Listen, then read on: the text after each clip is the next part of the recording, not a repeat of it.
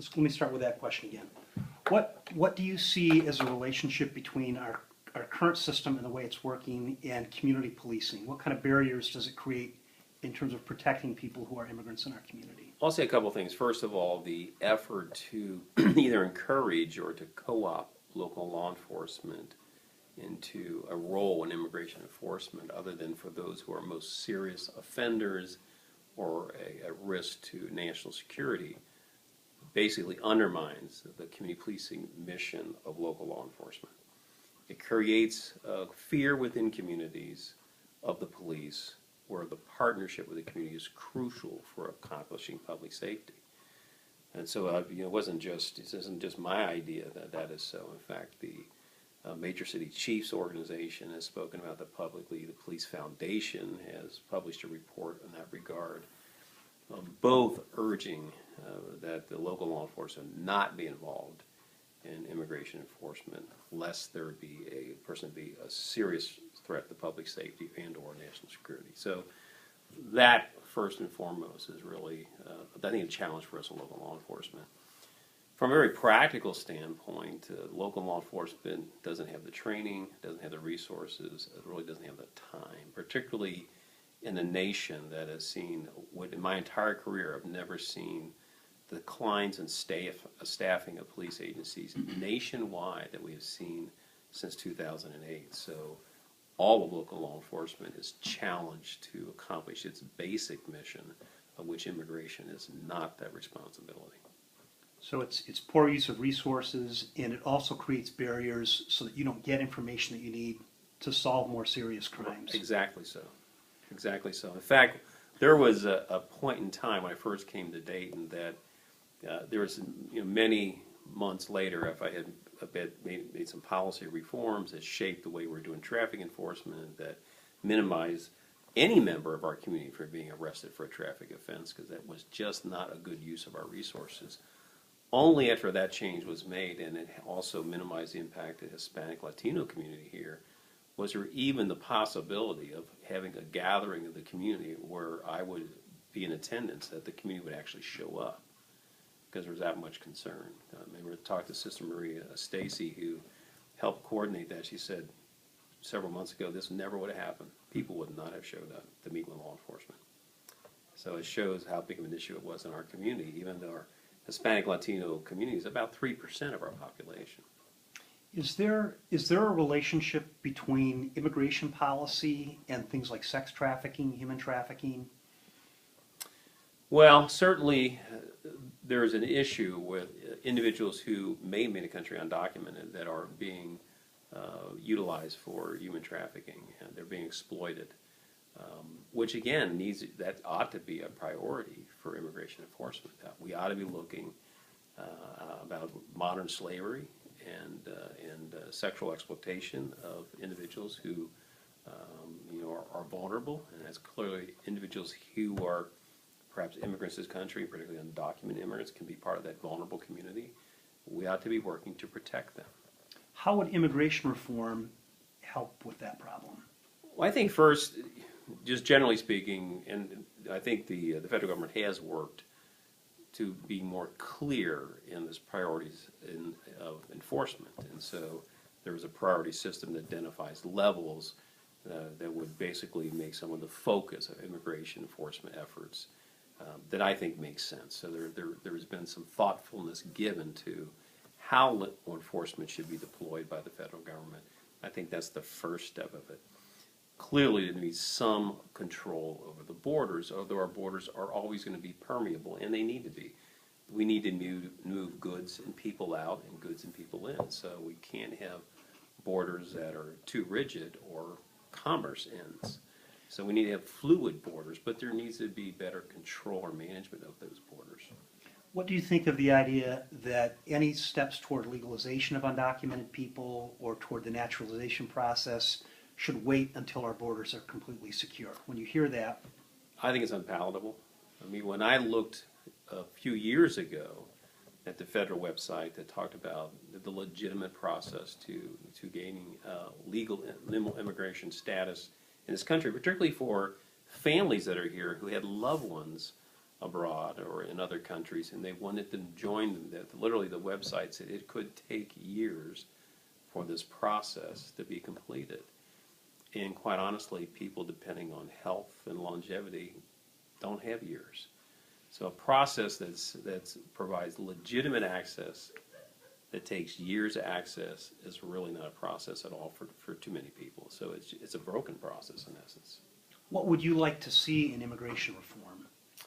Well, I certainly like to have a cogent public policy. Having been involved in public service for more than 30 years, I believe that we need to have a well-designed public policy that certainly prioritizes the goals and objectives of, in this case, immigration, that clearly communicates them, that deploys resources, that supports them. And it really makes a distinction. I think the most recent Supreme Court case kind of did that. Whose job is it? Clearly, I think the court in its decision made a very strong statement that it is a federal government responsibility. So the federal government needs to correct it. Let me think of the next question here. What, some are debating right now whether there should be a pathway to citizenship or a pathway to some other legal status. Do you think having a pathway to eventual citizenship that would be earned over time is part of the solution?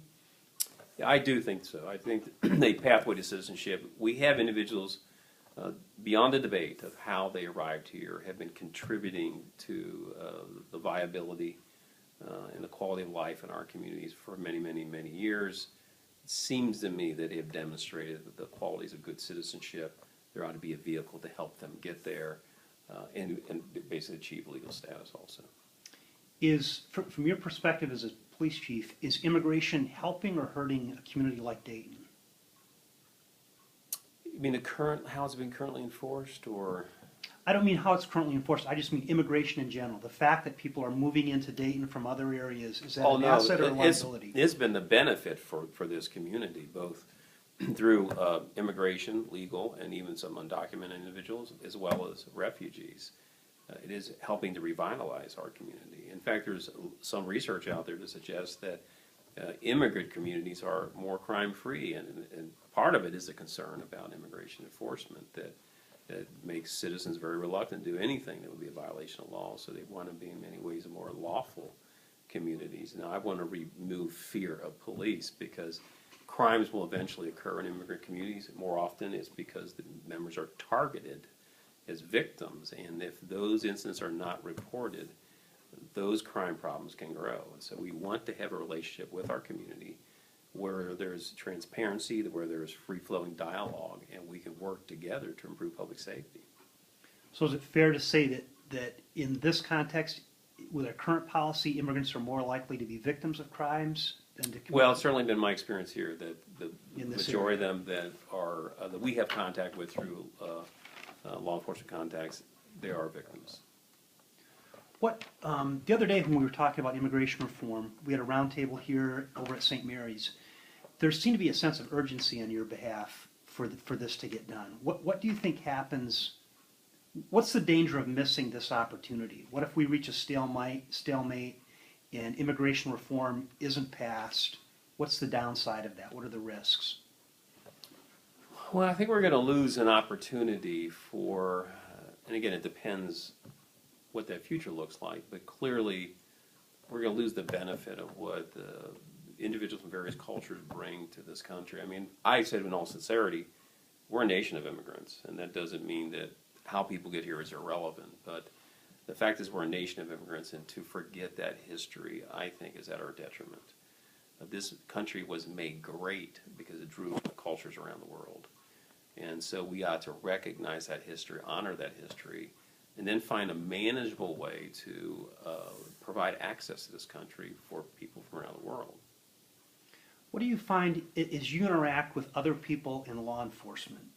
So when you're relating to peers, do you find other people in positions of leadership who share these views on immigration, or do you think your perspective is unique? Oh, I don't think mine's unique at all. In fact, if you look at the Major City Chiefs organization, it spoke out very decisively on this issue in 2006. So I'm not exactly a new voice to the issues we're talking about right now. So And this is an organization that represents the largest police agencies in this country. We said, listen, we need to do certain things. Yeah, we need to do something to control the borders. We need to do something to hold employers responsible who are engaged in illegal practices. At the same time, we do not need to be involved in immigration enforcement unless it is truly the persons, or the focus of that, are a risk to this country in terms of national security and or significant risk to public safety. It undermines our ability to provide public safety through community policing efforts. So major city chiefs talk about it. Actually, the Police Foundation, an independent think tank, came out with a report in 2010, I believe it was. Was obviously even perhaps stronger than the statement made by the major city chiefs. Once again, kind of reiterating those core issues there, or the core components I mentioned. So it seems to me a lot of thought has been given to this by some of the most informed leaders and those who lead some of the largest agencies across this country, all kind of coming to the same common ground. So I would say, my perspective is not unique. The only thing unique about it is that I have kind of a unique experience of navigating through this issue with 5.5 years as chief here in Dayton. So I see what it's like from a Midwest community, from a smaller yet major urban area, and I see how this issue has played out in our community, and it's been a difficult issue for me to manage to create that balance around the public safety. I think that's good. Okay. So it's a